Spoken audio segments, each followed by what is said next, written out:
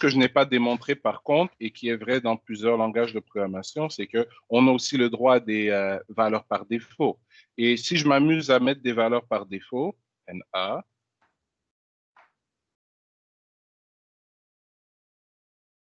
NA et par exemple 1, ben, est-ce qu'on s'entend sur le fait que je n'ai plus besoin d'avoir tous les constructeurs secondaires? Parce que avec un constructeur qui a des valeurs par défaut, je peux choisir, encore une fois, une image vaut 1000 mots. Donc, val st1 égale stu code. Et si j'ouvre, vous voyez, il n'y a aucune erreur. Pourquoi? Parce que si je ne passe rien en paramètres, c'est qu'est-ce qui va se produire? Ben, c'est que par défaut, ma valeur NA, qui est la valeur par défaut du nom, c'est ce qui va être passé en paramètre. Idem pour le prénom et 1 pour l'âge. Si par contre, je viens ici et je mets, disons, Toto, donc, encore une fois, pas d'erreur. Pourquoi? Parce que Toto va servir pour le premier paramètre qui est le nom. Le prénom va prendre NA et l'âge va prendre 1. Donc, ça, c'est un peu comme c'est une méthodologie alternative si on ne veut pas avoir à déclarer plusieurs constructeurs. D'ailleurs, vous savez quoi? Je vais les enlever ici. Je vais retourner dans mon activité. Regardez, il n'y a aucun problème. Ça marche toujours. Que je ne mette qu'un paramètre, que je n'en mette aucun. Oups. Attention à vos micros, s'il vous plaît. Que je n'en mette aucun ou que j'en mette 3. Ça va toujours fonctionner. Pourquoi? Puisque nous avons donné des valeurs par défaut. Ça va? C'est clair pour tout le monde? Oui, c'est clair. Bon. C'est clair. Donc, passons à l'héritage, mais avant l'héritage, faisons juste quelque chose rapidement. Je vous ai montré dans le tutoriel sur les bases du Kotlin comment créer des fonctions. Donc, je vais faire ici fun étudier, parce qu'un étudiant doit étudier. On ne reçoit rien en paramètre. Si on retourne quelque chose, c'est 2 points suivis du type de retour. Donc, disons qu'on va retournons une string. String S majuscule en Kotlin comme en Java. J'ouvre mes accolades et donc un étudiant return TURN, ça va. Donc, qu'est-ce qu'on va retourner? On va retourner ceci. Dollar, non, on veut le nom de la personne. Donc, espace, étudie,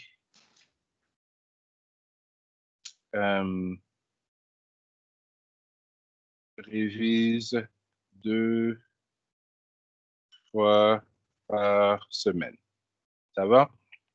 Donc, si on veut s'amuser un peu, si je vais dans mon activité principale, j'ai mon étudiant, faisons val S et st1 point étudier. Si on met notre point d'arrêt ici et qu'on lance rapidement l'application, on ne devrait pas être trop surpris si on retrouve, oups, je n'ai pas lancé en mode debug, excusez-moi, et qu'on lance l'application, on devrait retrouver dans la variable S étudie 2 fois par semaine. Pourquoi est-ce que j'ai voulu déclarer une méthode? C'est premièrement montrer que les méthodes par défaut sont publiques, que tout en Kotlin est public. Si ma méthode n'était pas publique par défaut, elle n'aurait pas été visible. Si je veux la rendre privée, on va devoir la précéder par private. Donc, si je vais regarder NA, pourquoi? Parce qu'on a utilisé le constructeur vide et le constructeur vide a quoi comme valeur par défaut? NA, juste ici. Donc, c'est le nom de notre étudiant. Ensuite, révise 2 fois par semaine. Donc, si on retourne rapidement dans notre classe et que je mets plutôt ceci comme private et que je retourne dans mon activité, ben, vous voyez que maintenant, il y a une erreur. Pourquoi? Parce qu'on ne devrait pas normalement avoir accès à cette fonction. Et je répète, c'est la même chose pour les variables. Donc, c'est important de déclarer une fonction ici. Pourquoi? Parce que quand on fait de l'héritage, une des conséquences de l'héritage, c'est le polymorphisme. Donc, le fait qu'on puisse override une méthode du parent dans l'enfant. Donc, ce que je vais faire ici, j'ai student cut, qui est, disons, mon étudiant standard. Je vais créer l'étudiant étranger, student cut E.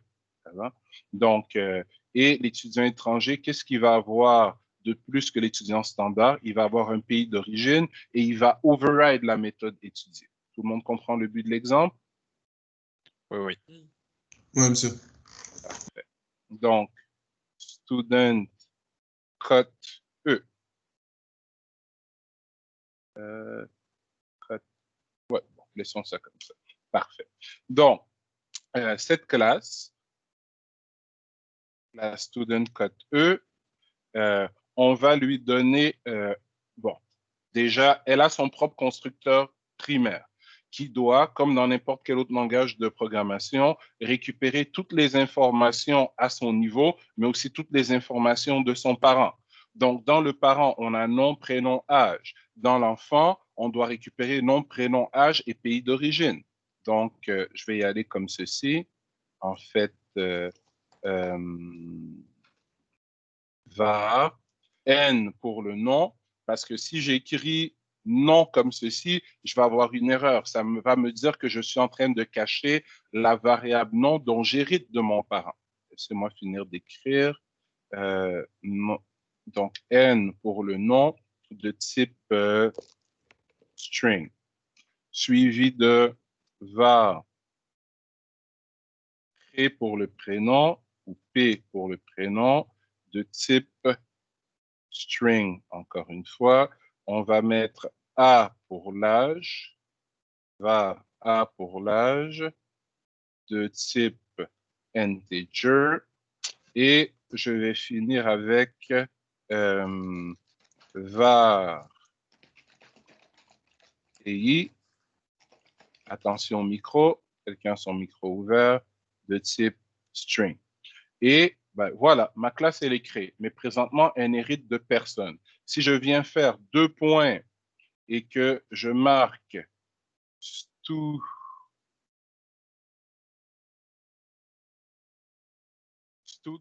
cut, voilà, et que j'ouvre les accolades ici, ben on me dit que mon étudiant hérite de l'étudiant étranger. Ou plutôt, l'étudiant étranger hérite de l'étudiant. Mais l'étudiant étranger doit prendre ce qui est à son niveau, donc les 3 premières informations ici, et les passer au constructeur de son parent. Donc, ce qu'on va passer ici, on va passer N, on va passer P et on va passer A. Parfait. Donc, et ça boot pourquoi encore ici? Ah oui, merci. Donc, Android Studio n'est pas content. Pourquoi? Parce que oui, tout est public par défaut en Kotlin, mais toutes les classes sont aussi sealed. Ça veut dire quoi une classe sealed? C'est un mot-clé Java. En fait, c'est un mot-clé C#. En Java, l'équivalent, ce serait une classe final. Une classe final en Java ou une classe sealed en C#, c'est une classe dont on ne peut pas hériter. Elle est bloquée. Donc, en Kotlin, toutes les classes sont bloquées par défaut, sont fermées. Il faut les ouvrir pour permettre qu'on puisse en hériter. Et donc, ce qu'on doit faire, c'est venir dans Student et rajouter le petit mot-clé Open juste ici. Et voilà, il n'y a plus d'erreur. On ouvre la classe StudentCut pour qu'on puisse en hériter. Et donc, si je retourne dans StudentCut E, et voilà. Donc, c'est réglé. Mon étudiant étranger hérite maintenant de mon étudiant.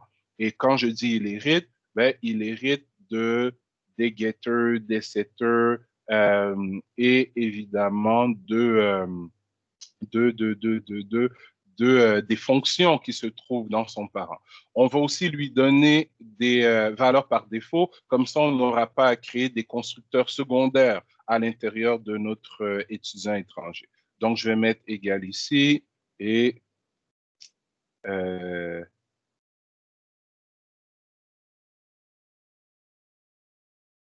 tuto, oups, ça va mal mon tuto. Ici, on va y aller avec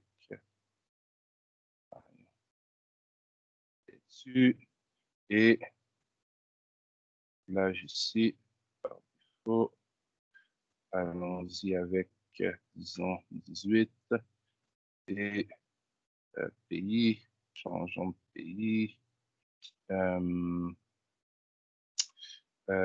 je sais pas, ESP pour Espagne. Donc, qu'est-ce qui se passe? Ah, j'ai mis ça au mauvais endroit. Excusez-moi. Égal 18. Donc, par héritage, lorsque je vais appeler la méthode étudier sur l'étudiant étranger, ben, qu'est-ce qui va s'exécuter? C'est la méthode étudier de son parent qui va s'exécuter, du moins jusqu'à ce qu'on fasse un override à l'intérieur de l'enfant. Donc, testons ce concept. Donc, on va modifier ça. On va créer un E ici. Et pas de problème, je peux le faire sans passer de valeur. Pourquoi? Parce que on a toutes nos valeurs par défaut ici qui vont. Juste question d'accélérer l'exemple. Ça va jusque-là pour tout le monde? Oui. Oui, bien sûr. Oui, c'est bon.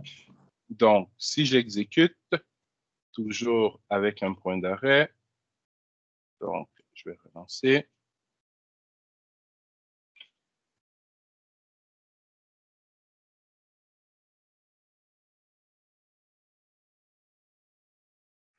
Parfait, donc exécutons et ben, voici. Toto révise 2 fois par semaine. Donc, si maintenant on fait notre override, donc, et ben, je viens de le dire, on veut override, donc le mot-clé override existe aussi.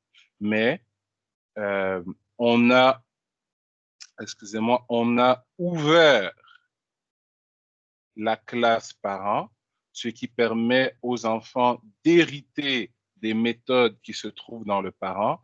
Mais si on veut que l'enfant soit en mesure d'override une des méthodes du parent, il faut aussi qu'on ouvre la méthode.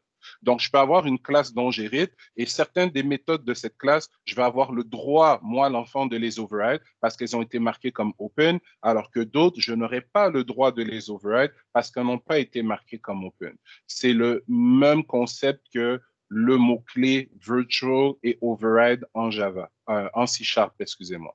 Donc, en C#, si on voulait qu'un enfant soit en mesure d'override une méthode de son parent, on devait marquer la méthode comme virtual. Sinon, l'enfant n'avait pas la possibilité de l'override. Donc, le même concept, c'est juste le mot-clé utilisé qui va différer ici. D'ailleurs, je vais enlever le mot dans la classe parent et allons essayer de faire l'override sans mettre de open ici. Regardez ce qui va se passer. Donc, je suis dans la classe enfant. Donc, je vais ouvrir mes accolades. Voilà. Et redéfinissons la méthode. Donc, je vais venir la recopier. Donc, je vais venir la recopier ici et regardez ce que le compilateur me dit. Étudier hides member of supertype and needs override modifier. OK, donc c'est assez clair. Étudier ici, c'est un nom de méthode qui existe déjà dans le parent. Donc, si je veux la mettre là, je suis obligé d'override. Donc, essayons. Override. Je fais override et le compilateur n'est toujours pas content. Regardons le message. Étudier in student code is final and cannot be overridden. Donc, étudier dans le parent est final, elle est sealed, elle est closed, elle est fermée. je n'ai pas eu la permission, moi, l'enfant, de la modifier. Donc, il faut retourner dans le parent et spécifier open. Et plus de problème, on a maintenant la permission de redéfinir la méthode en gardant le même nom. On peut changer le type de retour, on peut changer la signature, mais le nom doit rester, la liste de paramètres, excusez-moi, mais le nom doit rester le même et on peut modifier le message. Donc, disons 4 fois. Donc, on prétend ici que les étudiants étrangers étudient plus fort que les étudiants locaux. On prétend. Donc, ce que je vais faire, excusez-moi, si je viens dans mon activité principale ici et que je crée 2 étudiants,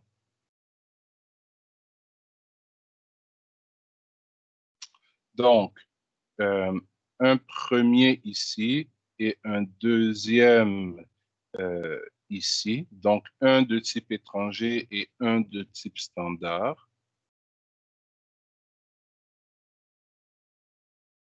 On va pouvoir constater que ce sont 2 messages différents qui s'affichent.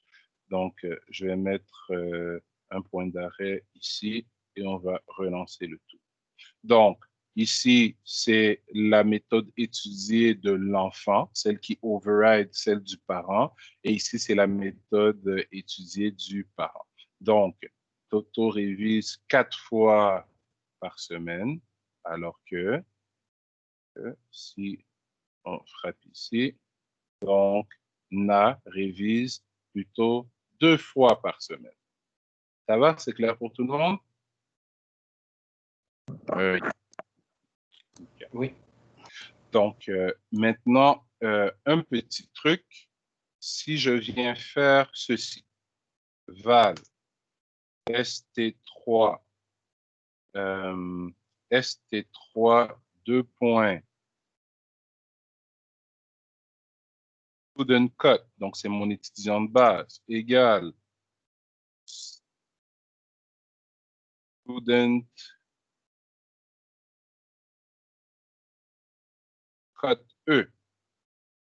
Ah, excusez-moi, j'ai mis 2, 3 que je veux. Parfait. Et que je viens faire ceci. 3 et 3. Donc, selon vous, quel message je vais avoir dans S3? 2 fois par semaine ou 4 fois par semaine?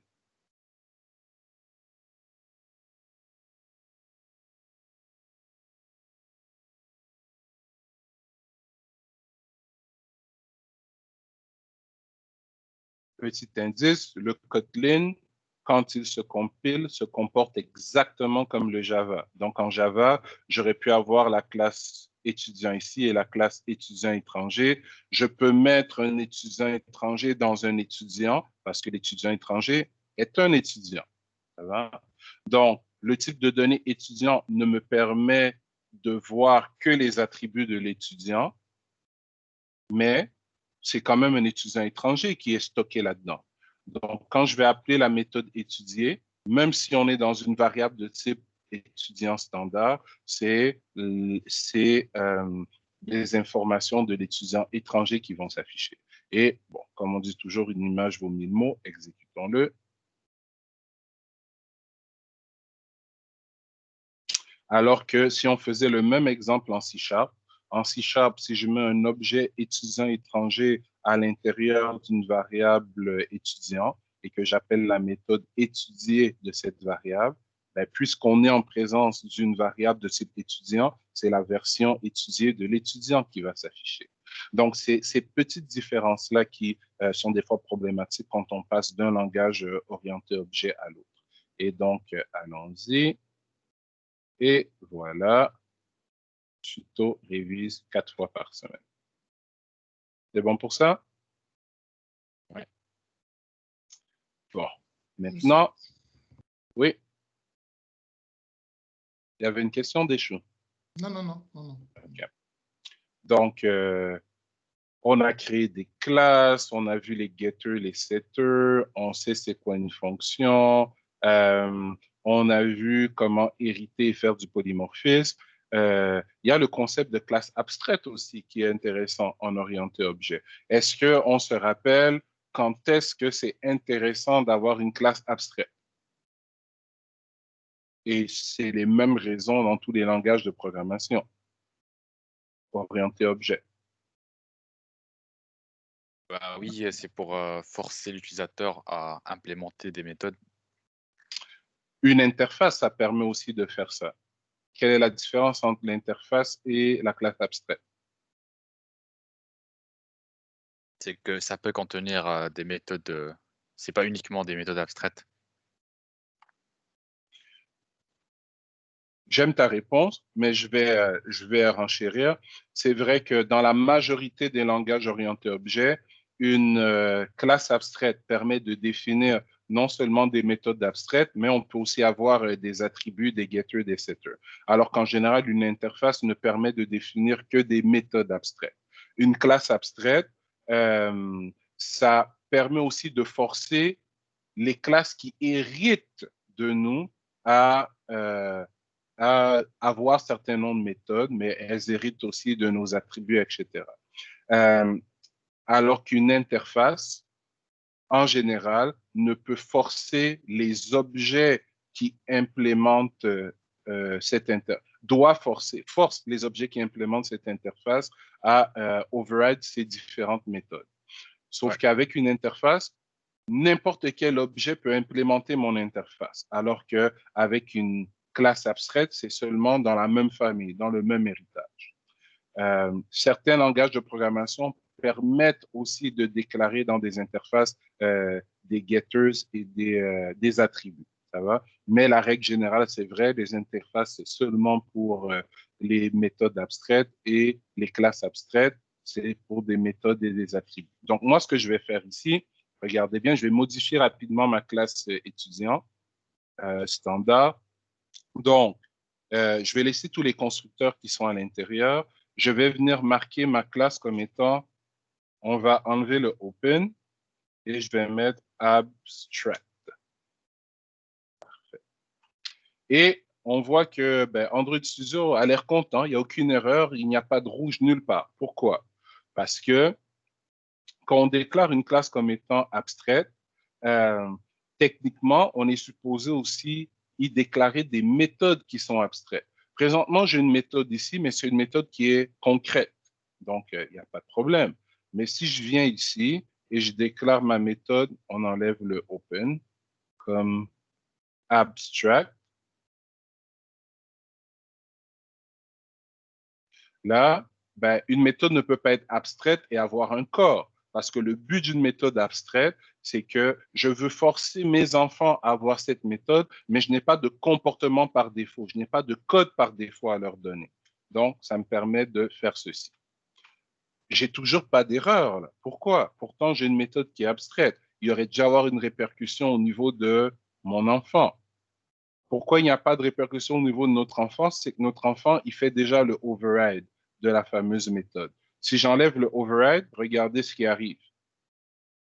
Class student cut E is not abstract and does not implement, bla bla. On me dit, écoute l'ami, tu hérites d'une classe abstraite et donc tu es obligé d'implémenter les méthodes de ton parent. Et Android Studio, dans sa gentillesse, implement méthode, étudier, voilà, on me donne une implémentation de base pour la méthode abstraite qui était dans mon parent. Donc, en fait, je ne vous ai rien appris de nouveau. Le concept d'une classe abstraite dont un enfant hérite et est obligé d'override les méthodes est exactement le même en Kotlin, est exactement le même en C#, est exactement le même en Java, est exactement le même en PHP, est exactement le même en C++, est exactement le même en TypeScript, le langage que vous utilisez en React et en Angular. C'est juste la syntaxe qui change légèrement. L'autre conséquence d'avoir une classe abstraite, c'est que je ne peux plus venir créer des objets de type student code parce que c'est une classe abstraite. Ça va? Donc, c'est un concept. On ne peut pas la matérialiser. Par contre, je peux créer ces enfants. Donc, encore une fois, il n'y a rien de nouveau là. C'est la logique, c'est le concept d'une classe abstraite. Ça va pour ça? Oui. Donc, ouais. Donc, je voulais parler des interfaces et d'autres sujets, mais ça fait quand même beaucoup de théorie one-shot. Ce que je vais faire, je vais plutôt vous montrer rapidement, puis je vais vous laisser digérer ce qu'on a vu aujourd'hui.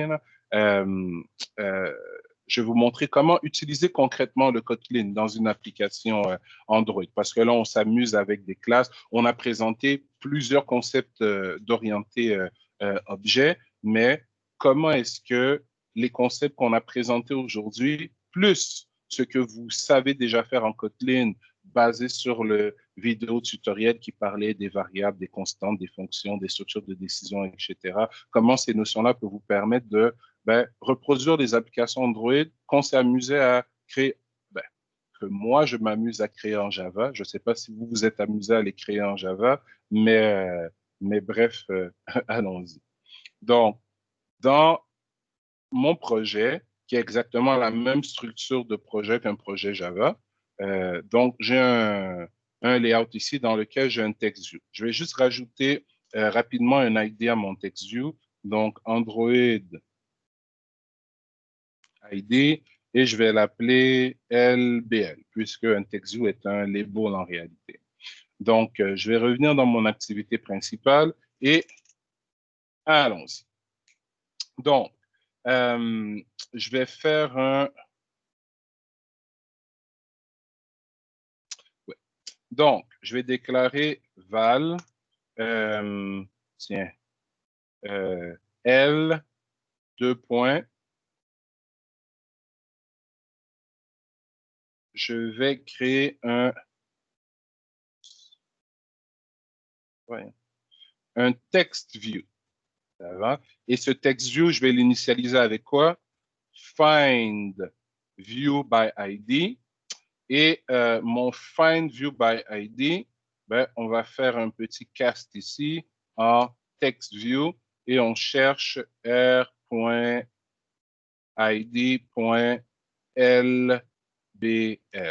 Donc, j'espère que je n'ai traumatisé personne avec ça parce que c'est pas très, très différent de ce qu'on a appris à faire en Java.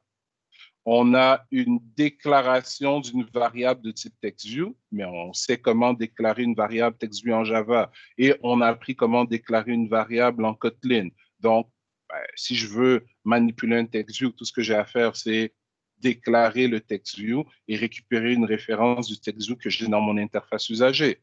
Le Kotlin et le Java parlent au même SDK. Donc, Find View by ID, c'est une méthode que j'hérite de qui? Que j'hérite de App Compact Activity, comme en Java. Et le 2 points ici, c'est le symbole d'héritage. Donc, on hérite de App Compact Activity. Find View by ID, on y a toujours accès. Au lieu de faire notre cast ici comme on le faisait en Java, on fait notre cast ici. Et la structure du projet, donc R pour ressources, ID pour ID, LBL, l'ID de notre TextView, ça reste pareil. Ça va jusque-là pour tout le monde? J'ai une question. Oui. La question venait d'où? C'est moi. Donc, je voulais juste savoir, est-ce que c'est possible d'enlever le casting TextView? Parce que avec l'API, ça dépend de la version d'Android ou du OS que tu utilises. En fait, je peux le faire de plusieurs façons. Regardez, je peux enlever ça et là, je vais venir faire as TextView ici. Puis je pense que ça prend les parenthèses comme ça. Donc, c'est une manière de le faire. il y a un inférieur. Exactement. Je peux aussi venir faire le cast ici et enlever ça, mais si je ne me trompe pas, c'est ceci la syntaxe la plus à jour. Ça va? Ça répond à ta question? Ah oui, merci. Et si j'étais en Java, mon TextView, donc ma variable L, j'aurais fait L. set text pour écrire quelque chose dans mon TextView. Mais on sait maintenant qu'en Kotlin, nos objets, on n'a pas des set text et on a des get text qui sont nos setters et nos getters. En fait, l'attribut qu'il y a dans notre classe est public et on y a accès par défaut s'il est déclaré comme étant var. Donc, je peux faire L point et j'ai texte directement. Ça va? Texte qui, et on voit ici, ça écrit get text et set text. Et ça me retourne un character sequence. Donc, get text, set text qui retourne un character sequence, on est habitué de voir ça en Java. Donc, pourquoi est-ce qu'on a des vestiges du Java ici? Mais parce que chez Google, ils n'ont pas réécrit tous les objets pour nous permettre en Kotlin, pour nous permettre de développer en Kotlin. Tout ce qu'on fait ici, c'est qu'à partir du code Kotlin, on exploite les mêmes classes Java qu'on exploitait mardi. Ça va dans notre cours d'Android quand on était en Java. Et c'est pour ça que on a getText parce qu'on est en train d'appeler le getter de la classe TextView Java dans un code Kotlin. Idem pour setText. Donc, avec text ici, je fais égal quoi? Égal vive le Kotlin. Et si on lance cette magnifique application, sans trop de surprise, on devrait avoir éventuellement un jour vive le Kotlin et voilà. C'est tout petit ici, mais zoomons. Moi 2 secondes. Donc, zoomons. Et voilà.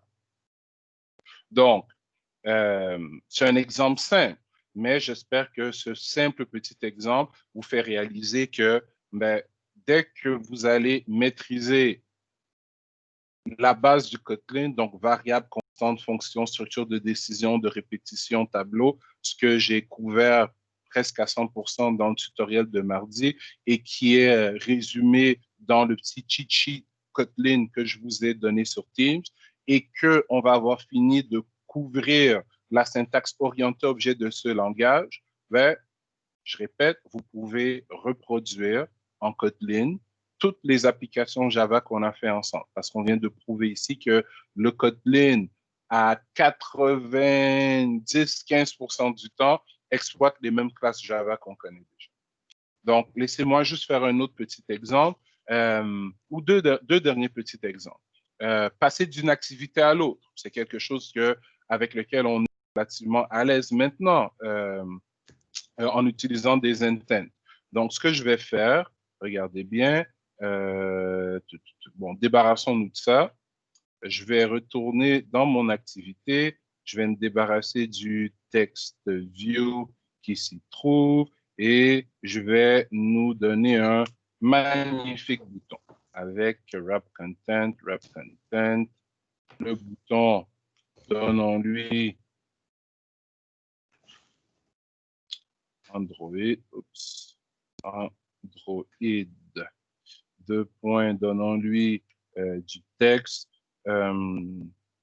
go to next activity, donc vous voyez où je m'en vais avec ça, et donnons à notre bouton un ID, Android, ID, BTN. Évidemment, je pourrais aussi utiliser l'événement, je pourrais aussi utiliser le on-click. Qu'est-ce qui se passe? De view, ok, c'est pas grave ça. Je pourrais aussi utiliser l'attribut on-click, mais bon. Donc, il n'y a rien qui change à ce niveau-là. Je vais dans mon activité et allons-y avec un val. Donc, je vais mettre B de type button ou encore, je peux y aller directement en faisant un find view by ID, on cast en button et r.id.btn. j'ai une référence de mon bouton. Donc, mon bouton point set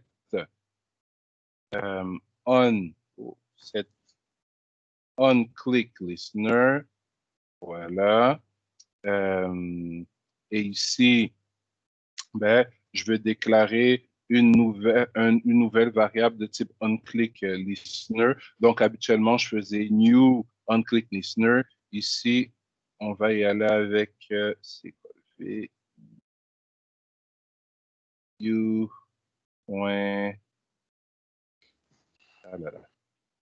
Il me semble que si on fait juste tab, c'est supposé. Non, il ne veut pas coopérer avec moi. Ah. View. OnClick listener. Là.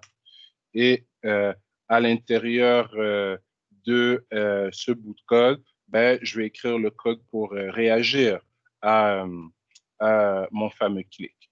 Donc, je vais y aller plutôt dans le layout parce que j'ai pas envie d'écrire à la main le override de la méthode view. Donc, je vais laisser son ID, mais je vais nous rajouter l'Android pour vous montrer aussi que ça génère ben, exactement la même signature de méthode. Je vais appeler ça Go. Allez, allez.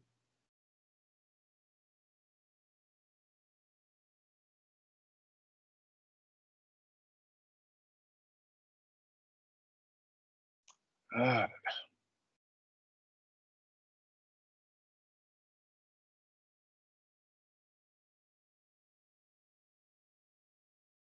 Et pourquoi tu ne veux pas me générer?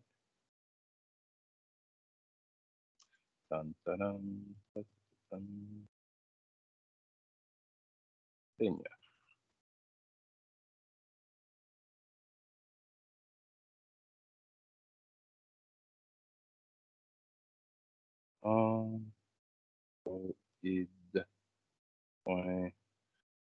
Click, le nom de méthode, go to next. Ça.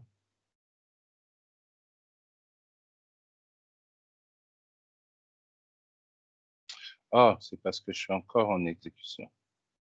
Je crois que c'était pour ça.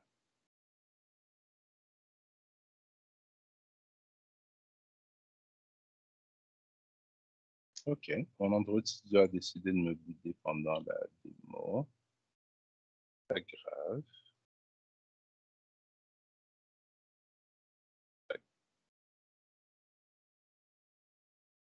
OK. Donc, bon, je vais y aller avec ma première idée. Donc, ici à l'intérieur, ben, qu'est-ce que je vais faire? Je vais créer un intent, mais bon, le but de mon intent était de nous rediriger vers une seconde activité. Donc, créons là notre seconde activité comme on est habitué à le faire. Donc, juste ici, une empty activity. Je vais lui laisser son nom par défaut. J'ai ma seconde activité. Je vais retourner dans la première. Et donc, ce que je vais faire ici? Je vais faire un intent. Donc, val i. C'est un intent. Donc, intent. Et automatiquement, le package va être importé pour moi. Mon intent, ben, il n'y a pas de new, on l'a vu. Pour créer des objets, on n'a pas besoin de new. On passe le contexte, donc this, où on a toujours accès à notre get application context, puisque, je le répète, on exploite exactement les mêmes classes qu'on exploitait en Java. Donc, mais allons-y avec this, virgule, et je dois pointer la ressource qui m'intéresse, qui est mon main activité 2. Donc, en Java, on écrivait main activité 2.class. Ici, on va écrire main activité 2 class.java. Et une fois que c'est fait, évidemment, on a i point, on peut put des extras comme on était habitué à le faire. Mais ce qui va m'intéresser ici, c'est plutôt start et activity, et je lui passe quoi? Je lui passe mon intent. Donc, on regarde ce code. Est-ce qu'il est vraiment différent du code équivalent en Java? Non. Non. C'est Non, pratiquement, Pas la même vraiment. chose. Ça va? Ouais, c'est la même Donc, chose. c'est très, très similaire. Et si je peux me permettre, donc c'est pour ça que j'arrête pas de vous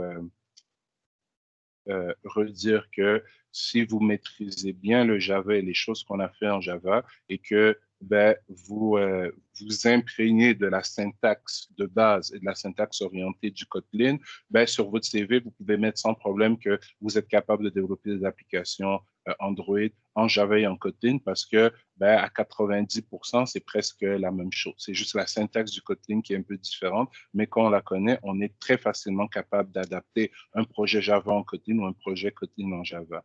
Et si je vais sur Kotlin,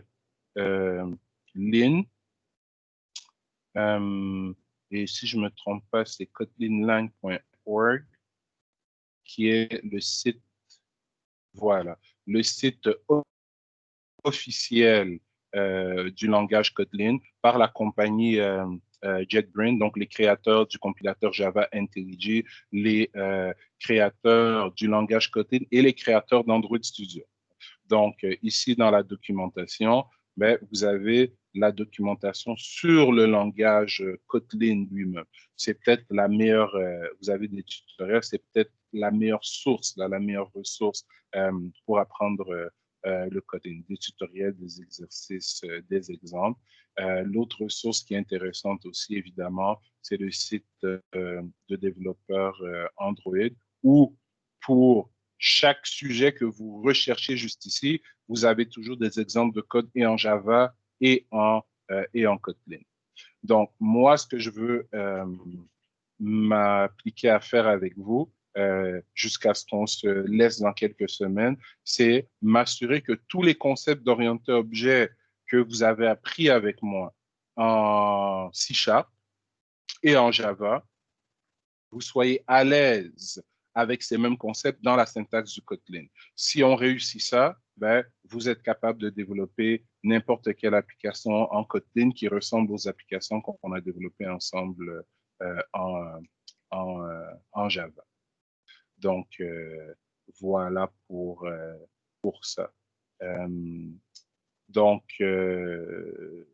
il y a des petites différences. Si je veux, par exemple, passer un objet, et là, je parle de manière générale parce que je veux clore la discussion, je vous ferai plusieurs petites démos sur différents sujets en Kotlin et le canal YouTube du cours sur lequel vous avez vu cette session. J'ai rajouté de semaine en semaine des nouveaux vidéos dessus, mais je voulais mentionner la semaine dernière, je crois, même quand vous allez graduer, moi, je vais continuer à alimenter ces canaux-là avec des nouveaux vidéos sur des nouvelles syntaxes, que ce soit en Kotlin ou dans d'autres technologies qui permettent de développer sur Android au fur et à mesure que ces technologies apparaissent ou deviennent plus mainstream, plus standard. Donc, prenez la peine de continuer à regarder de temps en temps ce canal pour avoir les nouveaux faits saillants. Mais si je prends quelque chose de simple comme passer un objet en paramètre dans un intent d'une activité à l'autre. En Java, on devait implémenter l'interface serializable. Mais en Kotlin, on doit plutôt implémenter l'interface parcelable. Au lieu de faire get serializable extra dans la seconde activité pour récupérer notre objet, on va plutôt faire get parcelable extra dans la seconde activité pour récupérer notre objet en Kotlin. Donc, c'est des petites différences comme ça. Mais si on sait un peu lire dans la documentation, c'est tout à fait transparent d'un langage à l'autre.